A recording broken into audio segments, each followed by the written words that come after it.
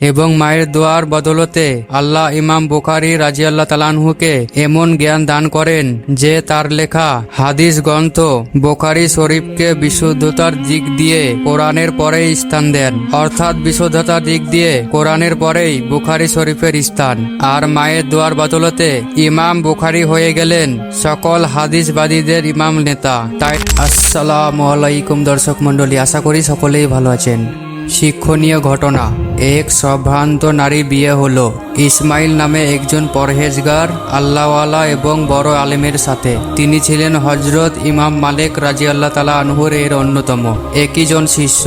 বিয়ের ফলশ্রুতিতে আল্লাহ তাআলা তাদের একটি ছেলে দান করেন, তার নাম রাখেন মোহাম্মদ। বিয়ের কয়েক বছরের মাথায় স্বামী ইসমাইল ইন্তেকাল করেন, তবে তিনি স্ত্রী পুত্রের জন্য যথেষ্ট সম্পদ রেখে যান। পিতার ইন্তেকালের পর তার মা ছেলের লালন পালন করতে থাকে। তার মায়ের আশা তার ছেলে বড় আলেম হবে, তার জ্ঞানের আলো পুরো পৃথিবী জড়িয়ে যাবে। কিন্তু ছেলের জ্ঞান অর্জনের পেছনে বাধা হয়ে দাঁড়ালো তার অন্ধত্ব। ফলে তার মায়ের দুঃখের সীমা থাকলো না। এখন তার মায়ের কাছে এটাই পথ খোলা, তা হলো আল্লাহর কাছে দোয়া করা। অতএব তাই তার মা আল্লাহর কাছে দোয়া করতে লাগলেন। অতঃপর এক রাতে স্বপ্ন দেখলেন যে ইব্রাহিম আলাইহিস সালাম বলছেন, হে নারী, তোমার ছেলের চোখ ভালো হয়ে গেছে। অতএব সকালে যখন ছেলে ঘুম থেকে জাগ্রত হলো, তখন তার মা দেখলেন তার ছেলের চোখ সত্যি ভালো হয়ে গেছে।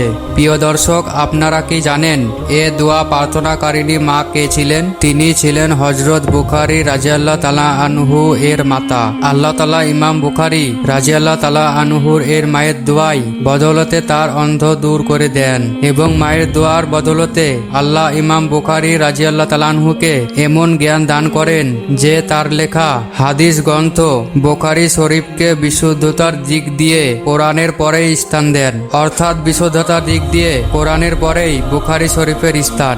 আর মায়ের দোয়ার বদলতে ইমাম বুখারী হয়ে গেলেন সকল হাদিসবাদীদের ইমাম নেতা। তাই তো হাদিসে বলা হয়েছে, রবের সন্তুষ্টি পিতামাতার সন্তুষ্টির মধ্যে নিহিত।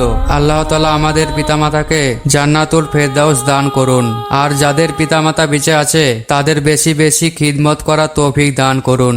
আমিন।